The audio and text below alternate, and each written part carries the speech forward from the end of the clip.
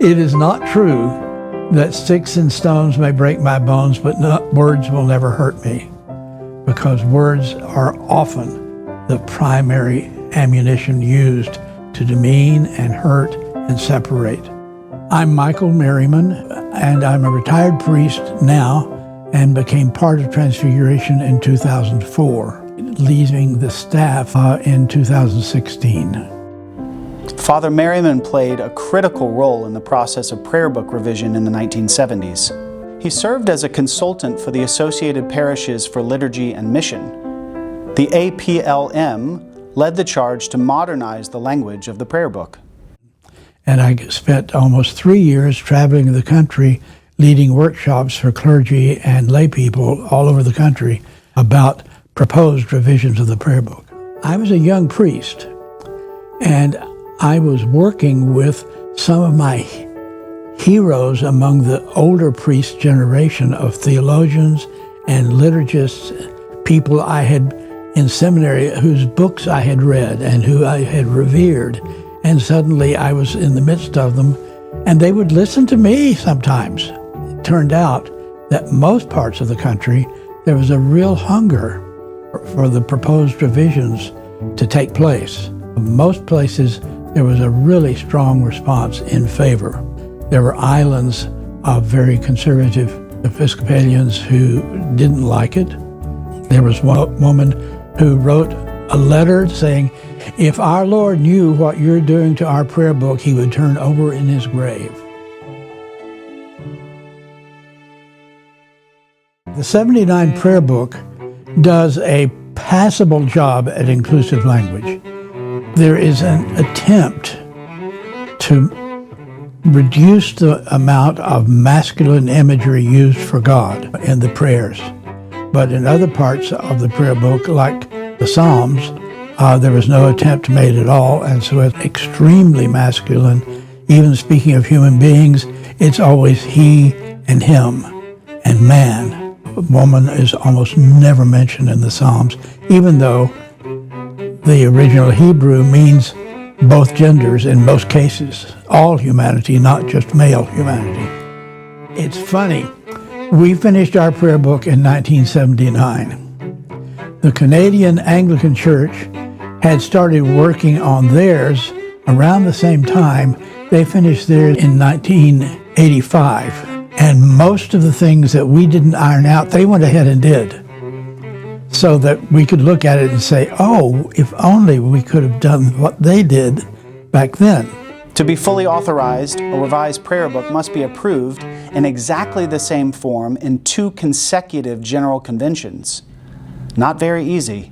The first one was in 76, the second was in 79, which is why it's called the 79 Book of Common Prayer. And the first one that passed, women's ordination, also passed.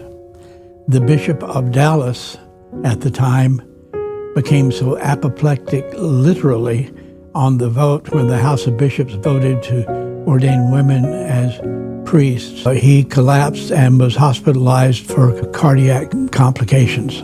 A large part of the clergy in the Diocese of Dallas were extremely unhappy and threatening to leave the Episcopal Church. Evangelicals were having a ball because they weren't facing those problems at all. And it was fun watching the Episcopal Church fight and squabble. One of the biggest changes in the new prayer book was to the baptismal rite. In the old prayer book, baptisms often happened in private on Saturdays. In the new rite, baptisms happened on Sundays in front of the whole congregation, where they could all renew their baptismal vows. With a full congregation, a full celebration, and families were just over the moon about it, and the congregations were too. I can remember people saying, I thought I wouldn't like having baptisms on Sunday because it would make the service last too long. But I loved that. Even though I didn't have anyone being baptized, I felt like I was part of that. And I never thought about that before. The marriage rite was also revised. In all the older prayer books, the woman received a ring. And in the Middle Ages, that symbolized she was his property. He did not receive a ring. Did you know that? 28 prayer book, still. Only the ring was given by the man to the woman. 79 Prayer Book says a ring or other symbol may be given. It's not required.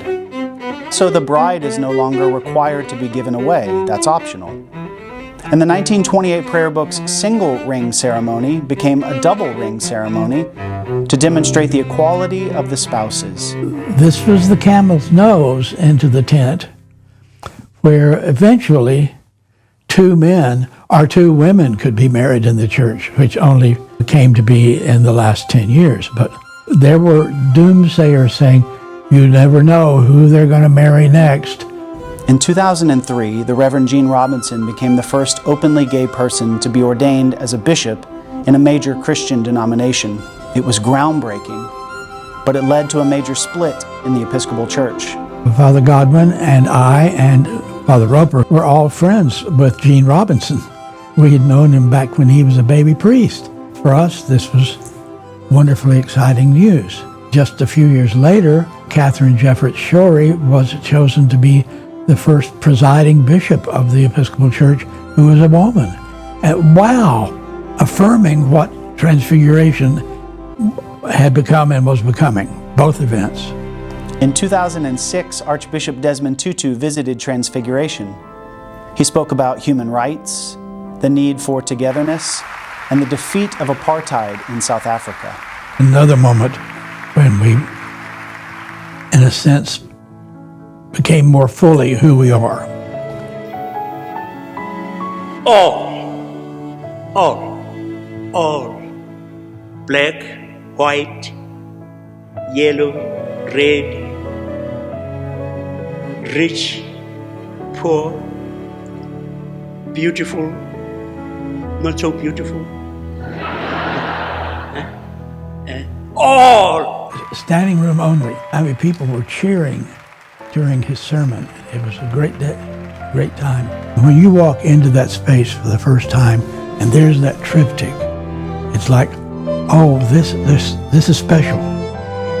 People are drawn here particularly because they hear that unlike most of the religion in the Dallas area, this place says, welcome whoever you are. When those who spoke for inclusivity and welcome were in a definite minority in the Dallas area, Transfiguration stood out, and when we were criticized or rejected because of it, we persevered.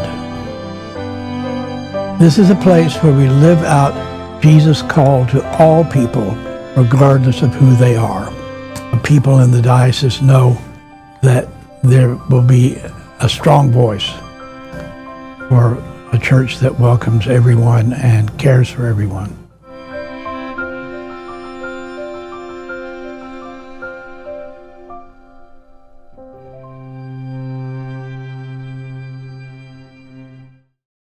Well, hello everyone, and welcome to part 3 of Sages and Their Stories, which we are enjoying on Friday together in anticipation of this weekend's poor weather. But it's been such a magnificent series, we didn't want to lose this third episode. You've just had a chance to watch the debut of the episode featuring stories from our wonderful friend, Sage Michael Merriman. And today we're going to explore a little bit about some of the things that were featured in that video and also just kind of see where we go. But I'm so glad that you're tuning in, and I'm really sorry that we're not able to do this in person or do this in a way that you can interact with us. But I have a feeling that we will be picking up Sages and Their Stories in some meaningful way in coming weeks and months, because this has been such a pleasure and such a blessing to, I think, many of us. Okay, so Michael, the real driving thrust of the video today was prayer book revision and your experiences of that, your perspective of that. For those of us who didn't experience that firsthand, I wonder when prayer book revision started, like the whole journey, the decade-long journey, I wonder, did you think that the church might get to where it ultimately got? I hoped it would. Yeah. It seemed by that very careful process we went through, starting in 1969, with the first little wee bookie of a liturgy of the Lord's Supper, it was called, I think, that was just the Eucharistic rite. While there were places, a good part of the Diocese of Dallas, which was then Fort Worth too, rejected, though there were those. It was interesting. The Anglo-Catholics looked at it and said, now we can have the Gloria in Excelsis at the beginning, whereas the old rites had it at the end. We can conclude the Sanctus with blessed is he who comes in the name of the Lord. And there is actually explicit permission to sing something like O Lamb of God after the Eucharistic prayer. Suddenly, this is what Anglo-Catholics had been borrowing from the Roman Mass and then illegally inserting into the 28 prayer book. And so there was a kind of interesting response in this diocese. You remember that? I do, vividly. The Anglo-Catholics said, well, this is not bad at all. And the evangelicals just were like, the rector of St. John's in Fort Worth announced the bishop wants us to use this wee bookie, and so we're going to use it. And at the end of the service, he said, we've used it, turn them into the ushers, we're going to burn them. Yes. So there was I remember that vividly. Oh, yeah. Oh, yeah. But overall, once I got into the job of traveling around the country in the early 70s, most places I experienced, and of course, I was invited because the bishop there supported the idea. There were very few times, I was never invited to the Diocese of Texas, where that bishop at the time was the only one who voted against the prayer book. But most places, there was a hunger for this. And when you would start talking, say, about the baptismal rite, or show them the proposed prayers to be used for the couple at the marriage service, for instance, those were just amazingly exciting after you looked at the older prayer books, marriage rites. You remember all of that. It was, I felt very helpful. Yeah. And that's enough. So last week, JD, we were talking about the hymnal revision and the different perspectives coming in, like the dialogue / conflict over including, say, things like the Star Spangled Banner or other things, and there being a kind of friction and ultimately maybe a kind of compromising that happened. Some things got in, some things didn't, and different camps had different perspectives. I wonder if y'all can help us understand, were there any kind of compromises that were happening in prayer book revision? Some things getting in, other things maybe not yet, in order to keep the church all together as best we could? Well, one thing I'm aware of, and it's in this prayer book, is Rite 1 and Rite 2, because the presiding bishop at the time was insistent that we had to have the old language and the old form in the prayer book as well as the new form. And he got his way. He tried to get his way with the hymnal, didn't get that done so much because he retired as presiding bishop. So he did a direct threat to the Standing Liturgical Commission that if you do not include Rite 1 version, I will vote against it in the House of Bishops, and I will lead the fight against it. He was very clear about that, and we were just about to the point of saying we can drop the traditional language services when he said that, because I think that would have happened. I have spent some time here trying to prepare the way by saying we get our lead from Scripture about speaking to God in our own language, in the language that we know, and we expect God to speak to us not with these thous and thems, but for us to have our own language. And I had sort of prepared our way here that we would go that way, but it was more difficult than I thought it was. People got stuck in a kind of groove of that semi-Elizabethan stuff. And I had had a dose of that in England, and so I had really a very clear idea of how we needed to move on. Yeah. And I hoped so much. In fact, it did take place, although I wish it were more so, that the music of the church, which is so much an important thing in the life of the church, when the community of faith meets together, it sings, it seems to me. And I hope so much that would inspire contemporary new composers to get busy and do things with the hymnal. But of course, it didn't do, and I know many did, and you were very well informed on this, and I should leave it to you. But they did. The problem was, how did we get to them in the parish?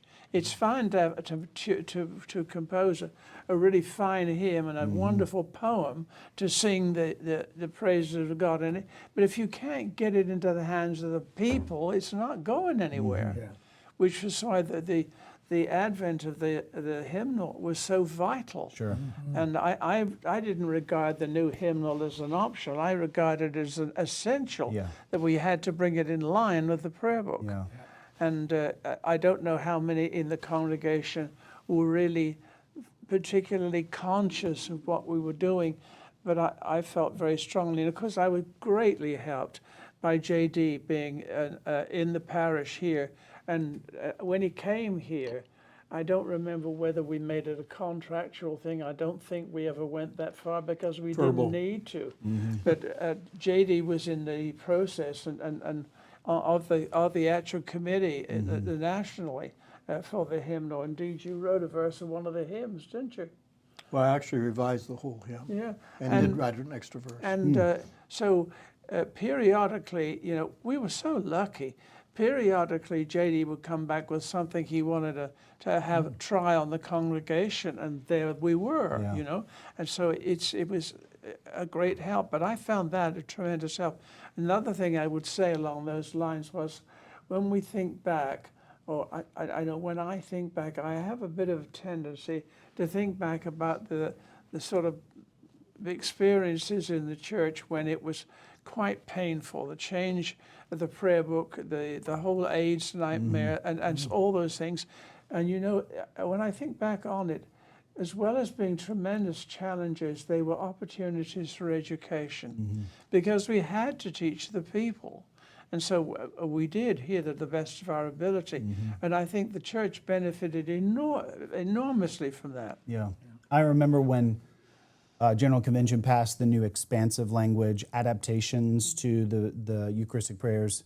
I remember having a conversation with you, and you encouraged me really enthusiastically to use it as an opportunity for education, and that was so helpful to me to remember. The congregation is almost certainly going to be embracing of this, but don't just drop it in everyone's lap and miss the opportunity to teach, to talk, to inform, to educate, because the congregation really embraces that. Yeah. And in that context, I would want to give thanks for the prayer book studies that we received. I have a full copy of them, I'm grateful to say, and you'll get them eventually. And these little study guides came out, and I think, were there 21 or 22 of them? Maybe more 18, than that. I think. Yeah. Oh, Yeah, I think so, 18. well, anyway, they came out one at a time, and baptism came out, and the Eucharist. I think it was 2 editions on the Eucharist, wasn't it? And you would go through it with the congregation in an adult study, go through the book and tell them what it was all about, and then on we went with the next one. Yeah. It was a very strong opportunity for us to teach the faith. I not to digress completely, because I want to lean into one of the main things that the prayer book changes, the revision did, which is around baptism. But a tangent for a second, which is to say, I think this is one of the hesitations that the church has now about the possibility of coming prayer book revision is remembering the extensiveness of that decade of process. And the church was, my sense is that the church was very focused on it and paying attention to it and walking along it with all of those different resources. The church's attention right now is all over the place. And could we keep a sustained decade-long focus on this? Could we have new resources introduced and everyone's paying attention and offering thoughtful and measured commentary? I wonder.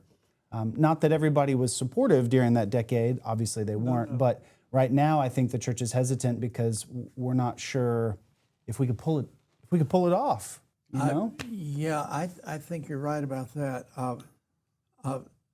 Now, during the 70s, we were still involved in turmoil in society over Vietnam and civil rights and the growing women's movement and beginning growing gay rights movement too.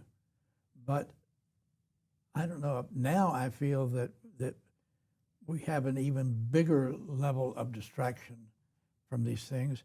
The Episcopal Church is smaller.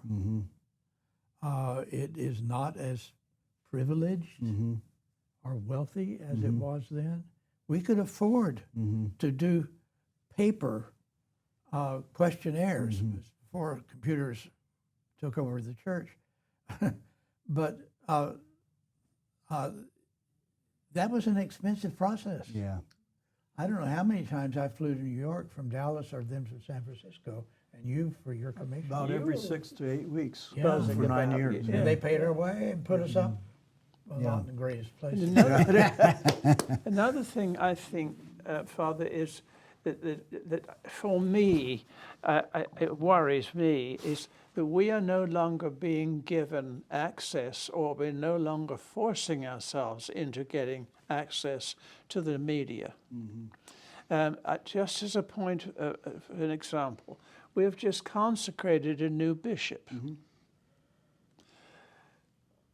His election, his consecration, and his enthronement passed by without one picture in the newspaper or one article, not one.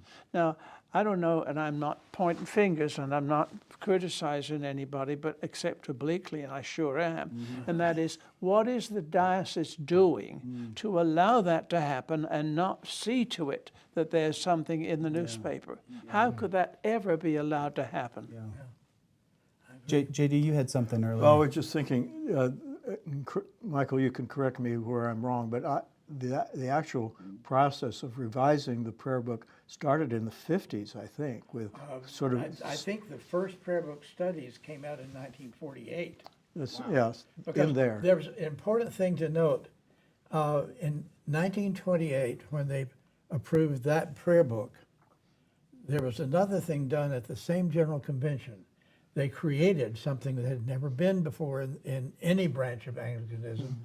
They created a standing liturgical commission, which in 1928, with a brand new shiny prayer book, had the job description in the Constitution, or it's in the Constitution, not the canons even, that commission's role was to prepare for future revisions of the Book of Common Prayer. Wow.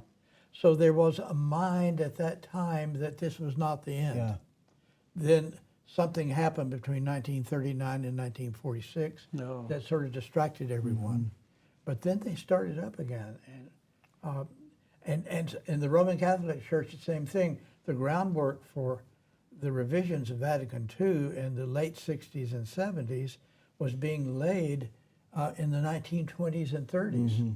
And the people who did the 28 prayer book of the Episcopal Church and a equivalent revision in the Anglican Church of Canada and in what is now the mother of the ELCA Lutherans, were working with the people doing the work in the Roman Catholic Church starting way back in the 19-teens and even earlier.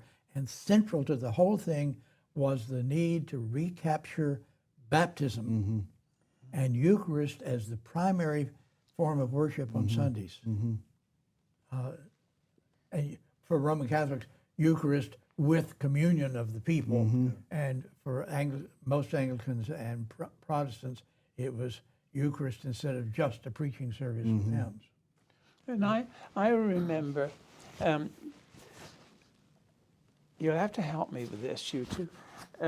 Translations of the Bible suddenly started to perk up, and we'd had the King James version since God was a boy, and so we go on, and everybody thought that was it, and some had elevated it to the St. James Bible, so there was so anyway, and then suddenly I remember in seminary, new translations were turning up all over the place. And we were having classes in seminary comparing one translation to another to seeing where we were, and the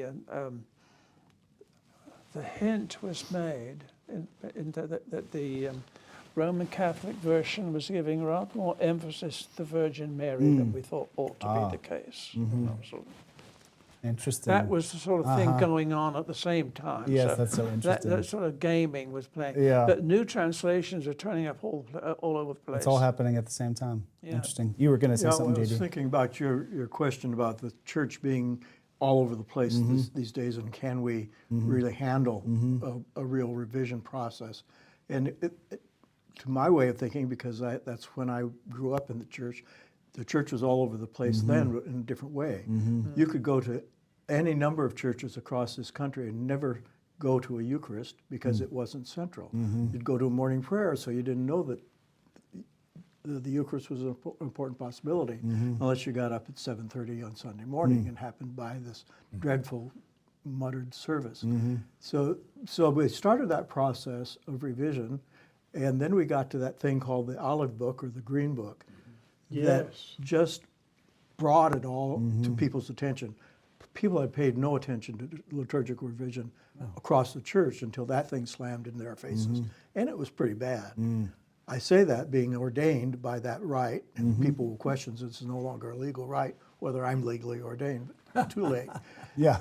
But then we had to do something similar, not quite as similar to the hymnal, because people didn't care so much about if they could find holy, holy, holy, and I come to Jesus for whatever, they were happy with their hymnal.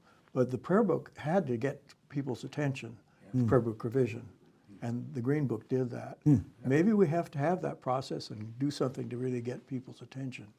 What do you think, Michael? I wonder about the way, and you alluded to it earlier, the way that the 79 Prayer Book emphasizes baptism in a way that the church had essentially lost for generations, centuries.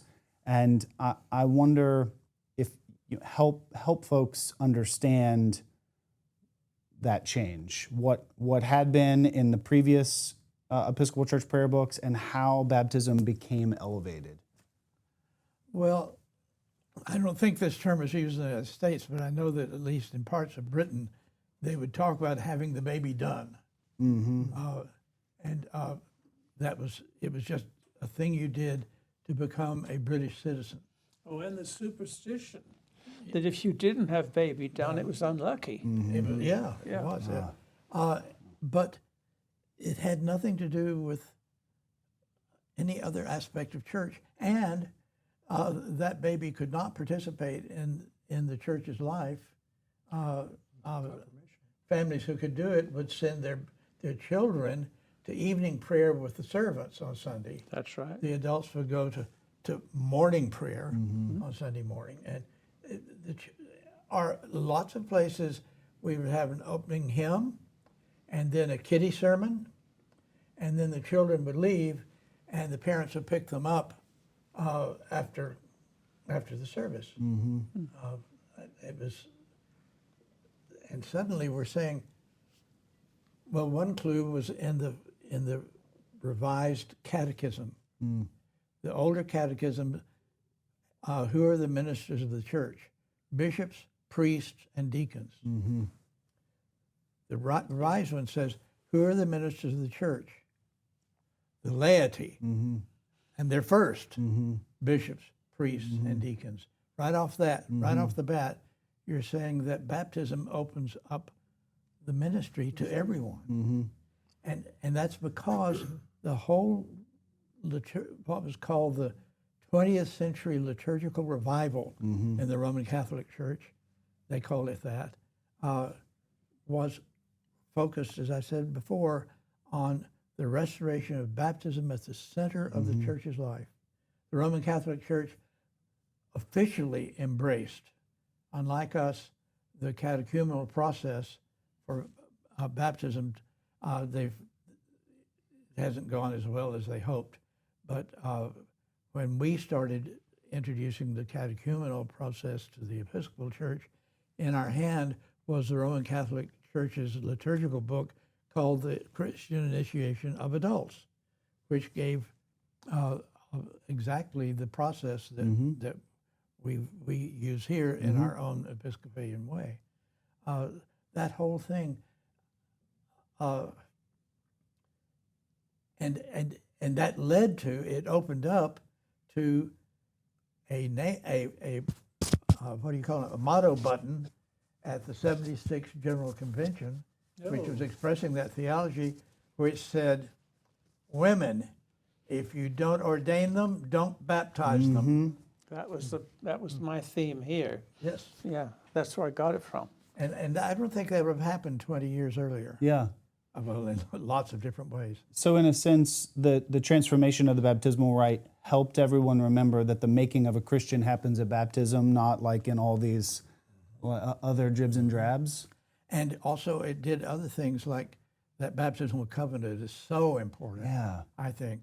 And we had something now in the prayer book, which we didn't have in previous prayer books, that made it a Christian imperative to work for justice and freedom and the dignity of every person, which the prayer books, I guess, in the past had assumed, but there it is. And renewing that every time there's a baptism or a confirmation, don't you think?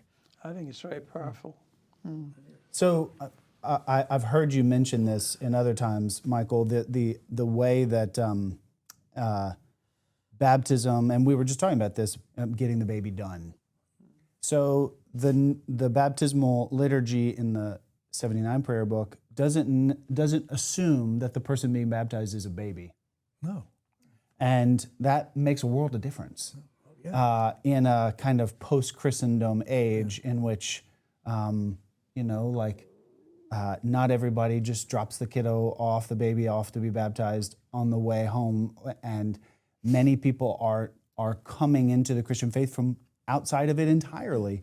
And we've been blessed at Transfiguration in my time, and I know in y'all's, by people coming in who are curious about the Christian faith, who have really limited or next to no experiences of it.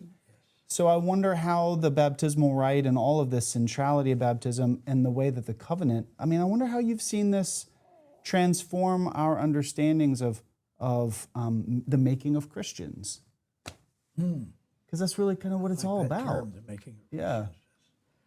I think that the fact that we have brought baptism and the Eucharist too to the fore as we have has made a profound difference in the church.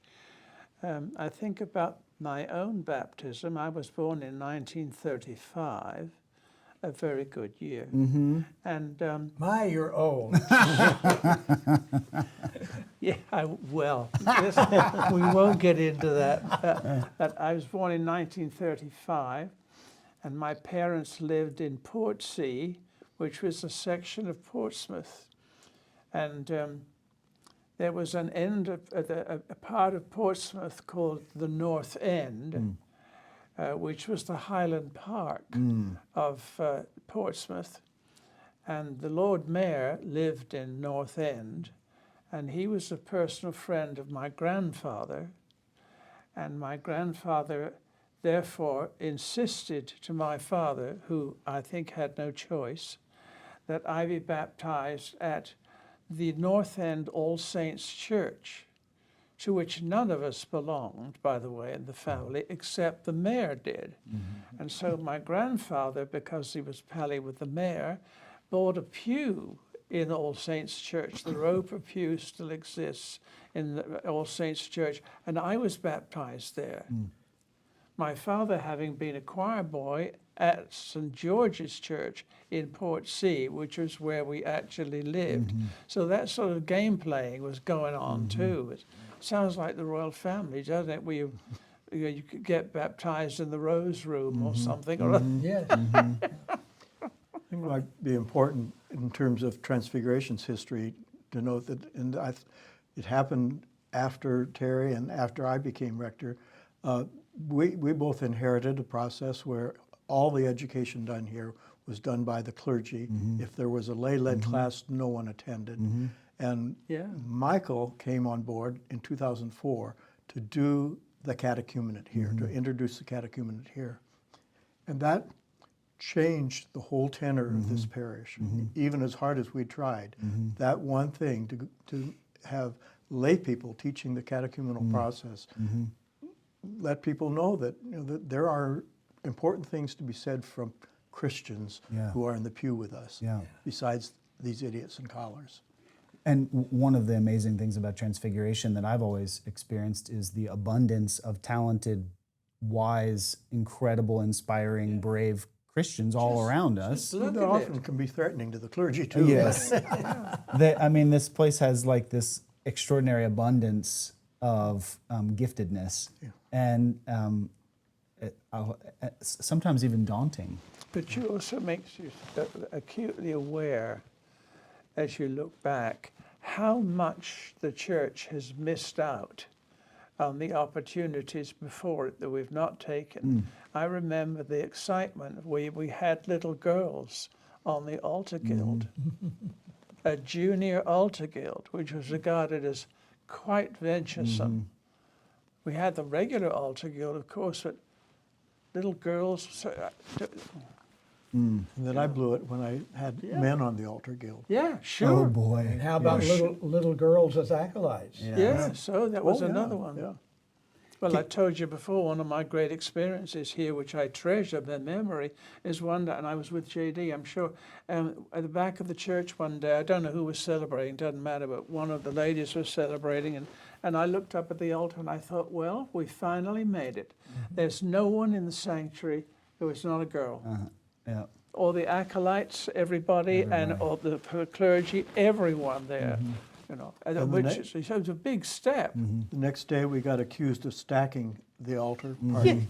Well, I forgot that. But we did, Happened yes. purely by happenstance. There's always someone ready with a knife.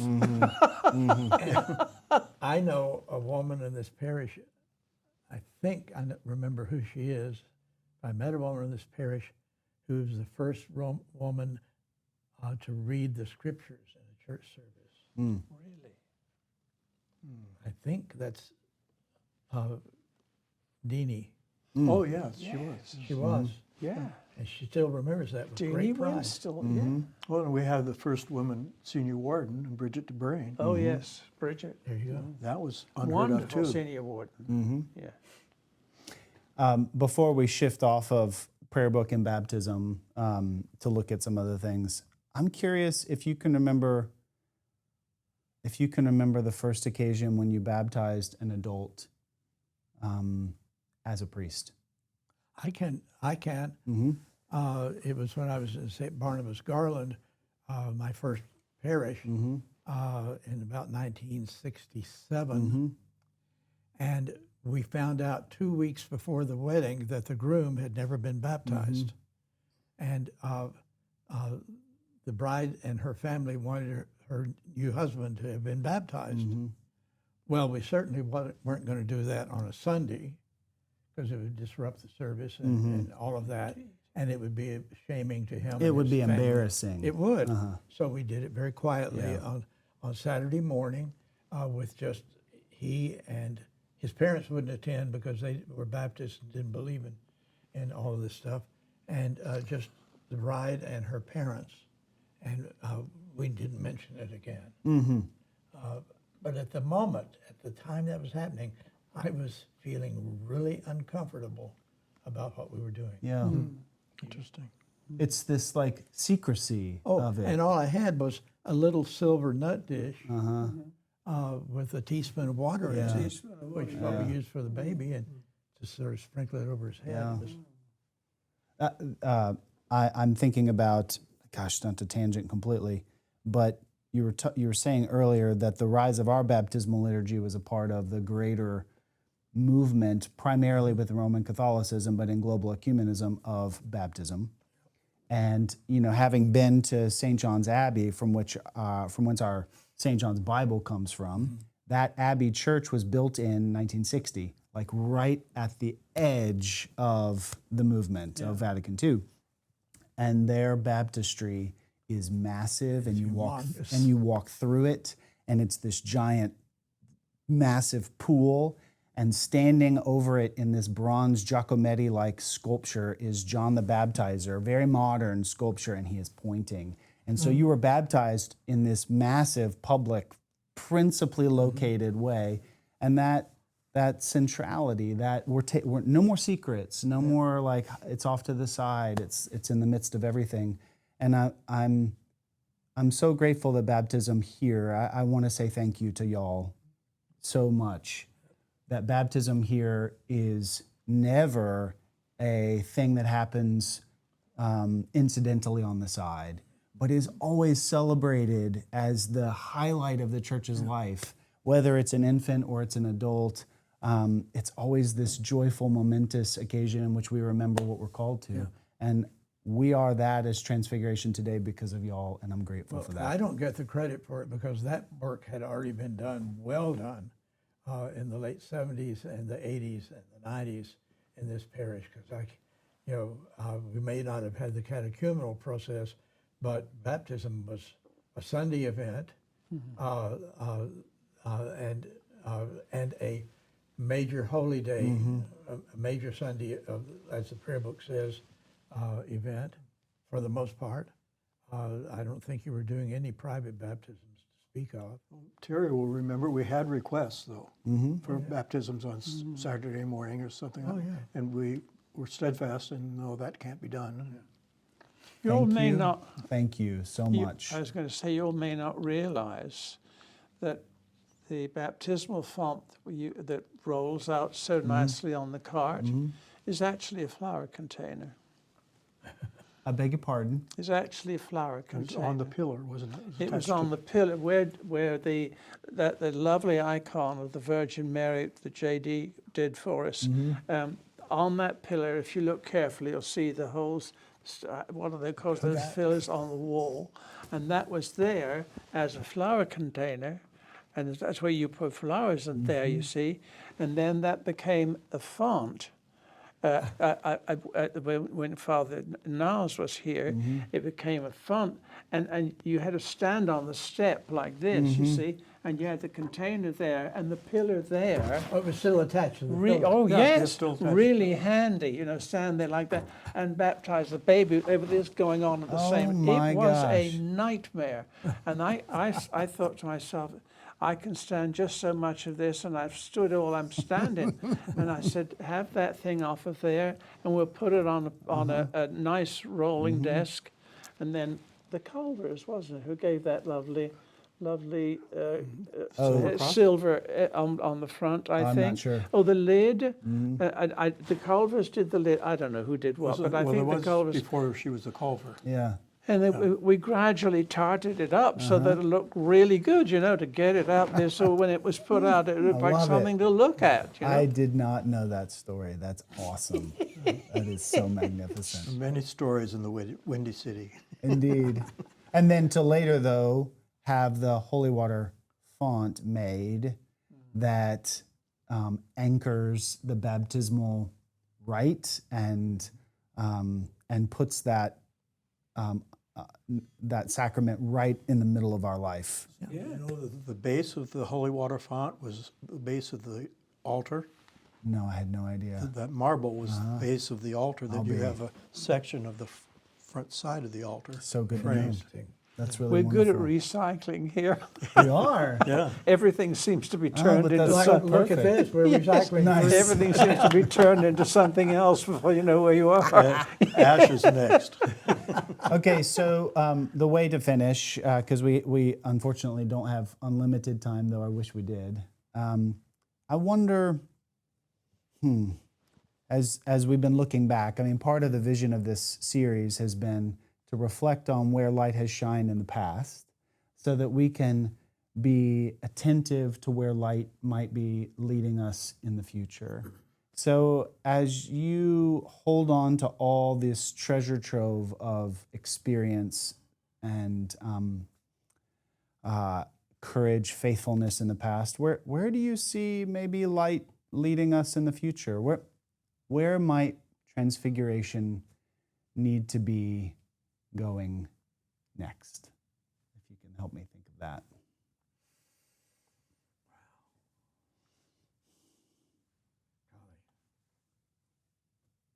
Well, I don't know. I would just like it,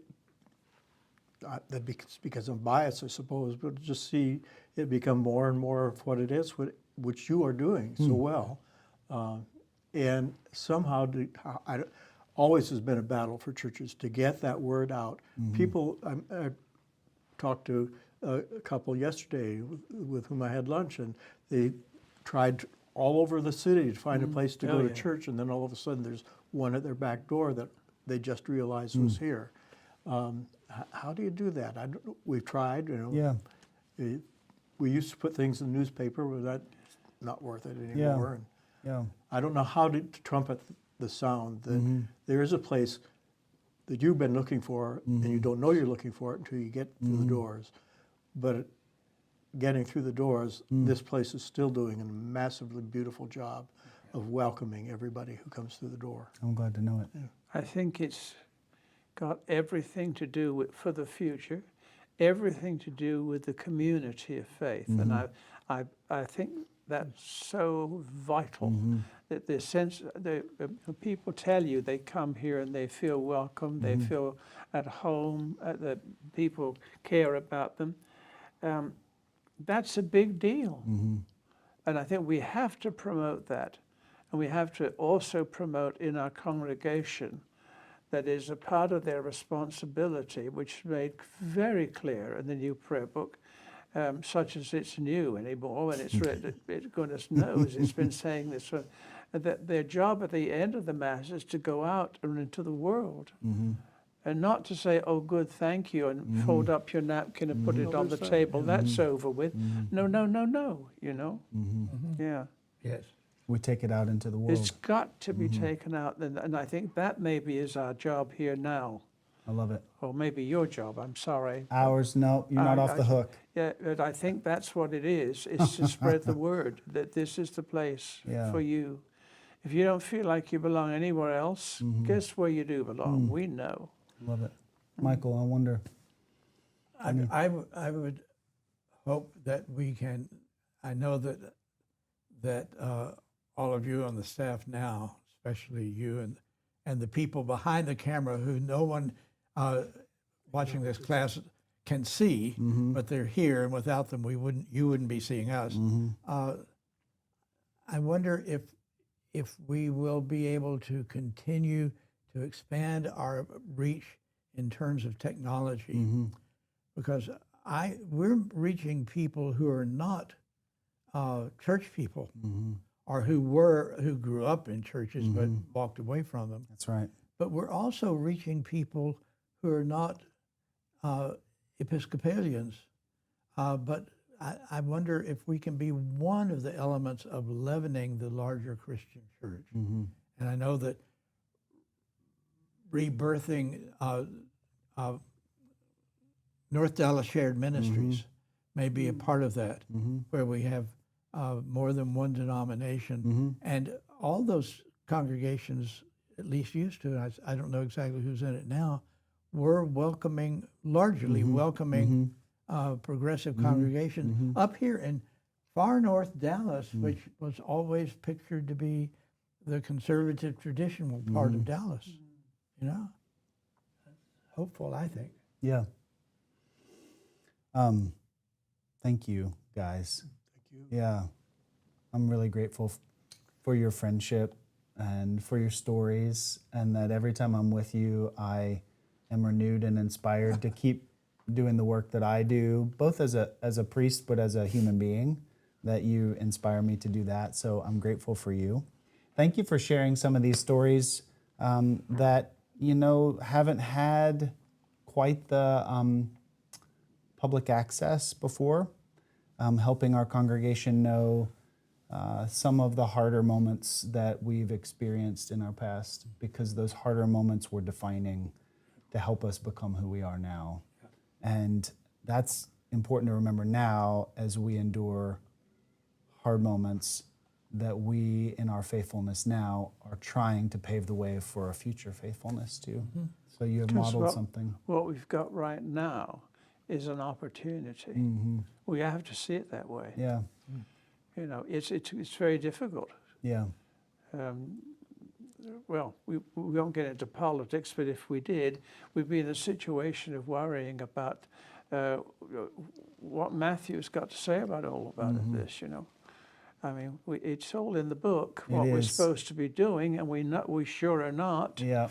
That's right. And we're a Christian nation. No, yes. I don't think so. When we're talking about this, I think we'd be remiss not to say thank you to our congregation. Indeed. Yeah. Oh yeah. Oh my gosh. I look forward to Sunday morning so much when I see all these people. Yeah. They're really amazing. Yeah. And I love it when you say, "Good morning, Transfiguration." I think, oh, that feels so good. Yeah. Yeah. Okay. I'm impressed, and you all have seen it for far more years than I have, but I'm impressed when I see someone who I first met as a 5-year-old in Children's Chapel as the MC or the thoroughfare or the, Yes. It's amazing. Or seeking orders Yes. in the church. Isn't that right?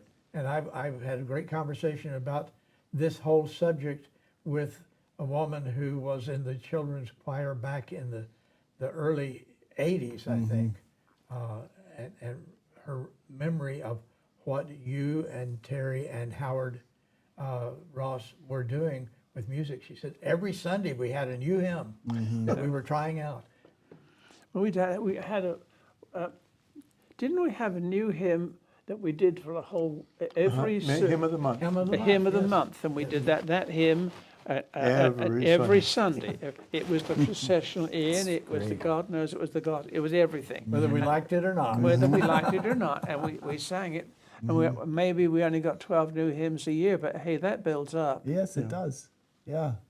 We didn't mention the fuss that we had when they dropped hymns from the hymn, because I mean you can only get so many hymns in the book. Indeed. And we had some new hymns, some good new hymns, and you all went through that nightmare experience when people wrote in ugly things because some treasured thing. And I always think about with that one. Verse 4, I can't remember, I think it's verse 4. All things bright and beautiful. And verse 4, the rich man in his castle, the poor man in his gate.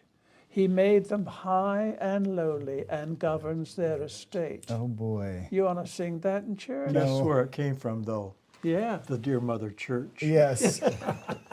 Well, it was our style. Yes. We still can meet. God save the Queen. We can still meet today's saints at tea. Yes. Yes. But the reason, you know why that is? We took it out of the hymnal. I know. General Convention put it back. Back in. Intact, without any changes. Yeah. Oh my gosh. And it's one of the favorite hymns of the children. I know. In the day school. One of my favorite hymns. I love it. I love it. So this is evidence that we could sit here until Christ returns. Yes. And Or keep at least till the cows come home. yes, and tell stories. I hope that this has been enjoyable for you, Fig folk, and I hope that when you see our sages around the church continuing to bless us with their presence and participation in prayers, I hope you'll go up and say thank you for all that they've meant to you, because that's very important but remember what JD said, that anything that we do is all simply a part of what you are doing, and we're so thankful for you. We are blessed by you. So thank you, and I hope you'll be warm. Those of you who on the cold weekend are huddling in, take good care. Grace and peace be with you all.